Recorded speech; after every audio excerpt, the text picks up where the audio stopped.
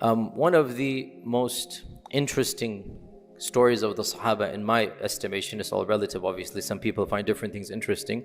Out of the stories of the Sahaba, one of the Sahaba that really resonates with me, a very intriguing story, is the story of Salman Al-Farsi.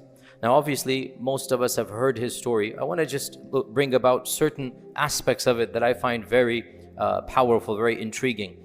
Salman Al-Farsi, as you all know, Farsi from Persia, and we don't know much about his early life because nobody was a Sahabi in Persia. In fact, Salman Al-Farsi is the only convert who was Farsi, the only Sahabi that we know of who was Persian, and also the only convert from the religion of the Majus, Zoroastrianism. None of the Sahaba that we know of, and not a single one of them. We have Christian converts, we have Jewish converts, 4, 5, 6, 7 Christian converts, 2 or 3 famous Jewish converts. But as for Majus or Zoroastrian, only one.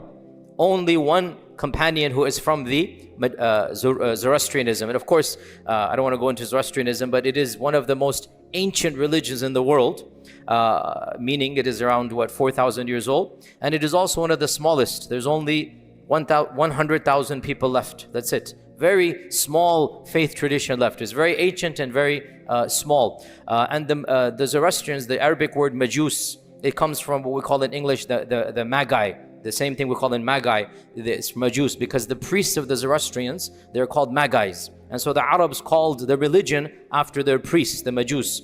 And of course, very briefly, Zoroastrians are the only religion in the whole world that actually believe in 2 eternal gods. This is the only religion. There's only one faith that actually believes in 2. Even, believe it or not, Hinduism actually believes in one supreme God and then many mini gods, one ultimate.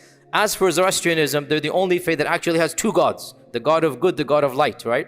And so they have Ahura Mazda, they have Ahriman, and there's a constant battle between them. So God creates, Ahura Mazda creates us, and Ahriman creates evil, darkness, scorpions, lizards. Ahriman creates, I'm not even joking. And Ahura Mazda creates good. Anyway, so Salman Al-Farsi is born in this, oh, by the way, of course, for India and Pakistan, you know what Zoroastrians are called in our language. What do we call them? Why do we call them Parsis, for Persians? Because when the Muslims came to Iran, when the Muslims conquered Iran, hundreds of thousands of Zoroastrians fled. And they fled not to Christian lands who had persecuted them. They fled to the closest polytheistic nation, which is India. So they fled to India when the Muslims conquered Iran. And when they came to India, the Indians called them Persians, Parsis. And so because of this, we still know them as Parsis. And obviously, those of us from India, Pakistan, we know their most strange habit when it comes to burial. You know this? Yes, you know, right? It's one of the most bizarre rituals in the whole world. They believe when a person is alive, he's good, he's pure. When he dies, he converts from the God of good to the God of evil. His body becomes filthy. When he dies, he cannot be buried because his body is so evil, the physical body, because the soul is going to go back to God. The body cannot be touched or buried. And so they are not allowed to have the earth touch the body. So what do? They have special towers all high up, and they put the body on top of the tower, and they allow vultures to go and eat from the body until there is no more body. SubhanAllah, this is one of the more bizarre things. Anyway, I didn't want to talk about Zoroastrianism. It's talking about Salman Al-Farsi, the only convert that's born in Persia, and he's raised up as Zoroastrian. And then, as you know the story, he was from a noble family. I'm not go over the whole story. It's I'm sure that everybody has heard of this. It's one of the most famous stories of the Seerah, of the conversion of Salman Al-Farsi, that he saw a Christian, heard a Christian, and the Christian was from another sect of Christianity called Nestorianism, all of Allah's qadr. Nestorianism is also, going to a bit of a tangent here, it is the oldest sect of Christianity that is still around. It's only in Iraq, 50,000 people as well. And when the Emperor Constantine became Christian, he adopted a version of Christianity that is Trinitarianism. 3 gods, 3 1, 3 equals 1. One version, Nestorianism, said no, Jesus was human, and then he became God, or he was adopted by God. I have a bizarre belief that Jesus was human and then God adopted him. He's not the actual son, whatever. So it's a fringe movement now, but it is the oldest sect of Christianity. And Allah's qadr, that when Constantine banned all other versions, Nestorians fled to Persia. And so the only version of Christianity in Persia was closer to Tawheed, because they believed in one ultimate God, and Jesus was born human and then he's adopted. It's a different belief here. So Salman Al-Farsi, again, Allah's qadr, when Allah chooses, you cannot. Salman Al-Farsi then passes by one of these Nestorian monks.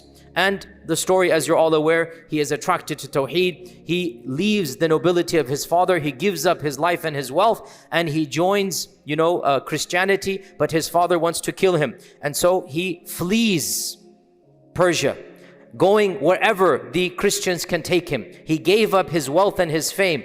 And this is what we see here. I'm going to come back to this point here. When you give up something for Allah, Allah blesses you with more than what you gave up. He left his land with nothing, and he gave up everything he had, his nobility, his status, and he traveled to the closest land in the lands of the Christians, and he went up to the priest, the highest priest, and that priest adopted him because he was an exotic Persian convert. The priest adopted him. The story is very long. I'm not going to go there. He goes over a series of 5, 6, 7, some reports say 12 priests, one after the other. He goes over wanting to study and search for the truth, wanting to be a scholar and a worshipper of Allah. And he meets good priests and bad priests. But subhanAllah, even when he meets corrupt priests, his Iman in Allah is never shaken, which shows you how strong. Usually when a convert, when they have a Muslim who does bad to them, understandably, they feel, what type of religion is this? And they leave the faith because of the actions of a Muslim. Astaghfirullah, be careful of a Muslim, especially when you deal with converts.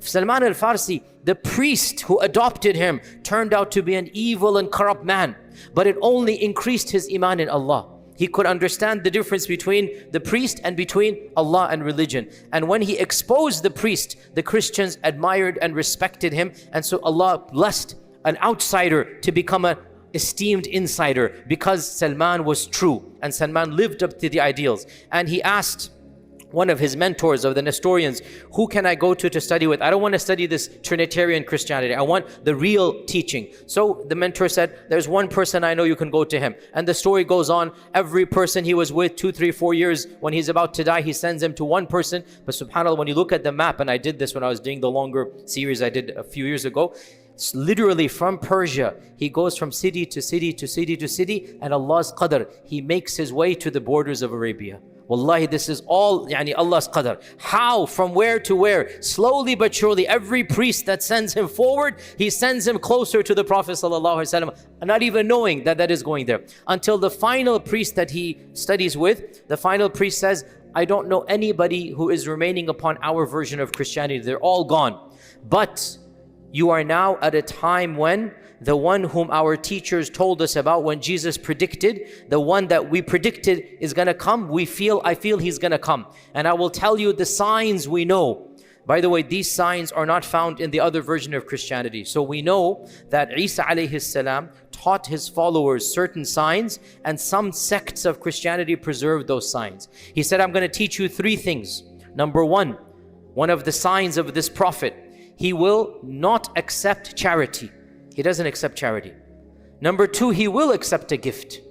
And number 3, there is a special seal on his body that when you see it, you will recognize he is Khatamun Anbiya wal Mursaleen. Khatam Rusul, there's going to be a khatam, a physical seal that's going to be on his body. And he said, the only thing I know, he shall be in a land of date palms. That's what we know, that he's going to come in that land. I don't know what city it is, in a land of date palms. So Salman Al-Farsi then decided, at this time he has wealth, he has crops, he has, he decided to sell everything and go to the land of date palms. He asked, where is the closest land of date palms? He was told Tabuk, because he was close to, probably in around Jerusalem area. So he said Tabuk is the closest date palms. So he sold everything. He found an Arab tribe. He goes, I'm going to pay you money. Can you take me to Tabuk? They said, sure, no problem. They took his money. Soon as they left the Roman Empire, khalas, they captured him and they sold him into slavery. This is what happens when you didn't have civilization, when you didn't have a global world. There is no police to call. What's he going to do? He doesn't have a passport, right? This is the dangers of traveling back in the day. They literally betrayed the trust and captured him and sold him into being a slave. By this time, he's probably around 40, 50 years old. We don't know his exact age, but he's probably like already, past the prime of his life, because he's been with 10 different priests going up his way. And then Allah's qadr, the one he sells him to happens to be a Yahudi from Yathrib. He sells him to Yahudi from Yathrib. All of this is Allah's qadr. And so he comes back all the way to Yathrib, and he has no option. He has nowhere to go. He cannot flee, because again, in this world, can you imagine, if you run away as a slave, you will be executed, right? So what can you do? So he becomes working. And when he says, the report goes, when I saw Yathrib, when I saw the date palms, it came in my heart that Allah has sent me to this place. Look again, he gave up everything. He becomes a slave. His Iman is still strong. Look, subhanAllah, this is just mind-boggling. He says, so soon as I saw Yathrib, I realized this is where, and this is one of the main benefits of the story of Salman.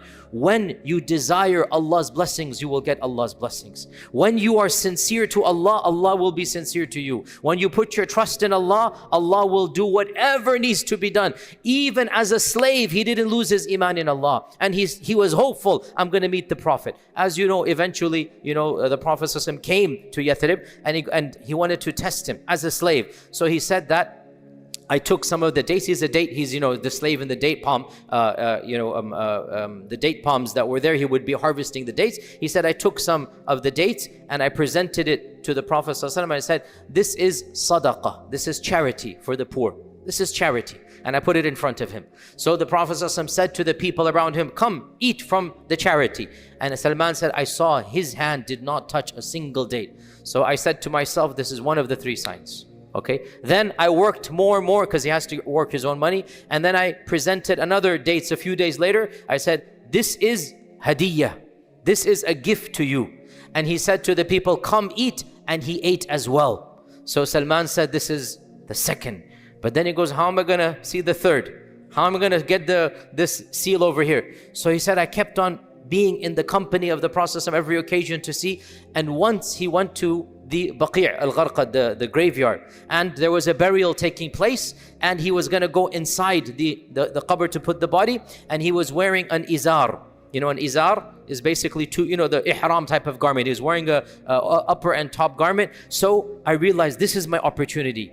I walk behind him, but he had the izar on, the rida on very tightly, and I wasn't able to see. So I'm saying, what can I do now? I'm walking behind, what can I do now? And the Prophet saw me behind, and so he lowered the rida so that he can show me. By the way, what is the khatam?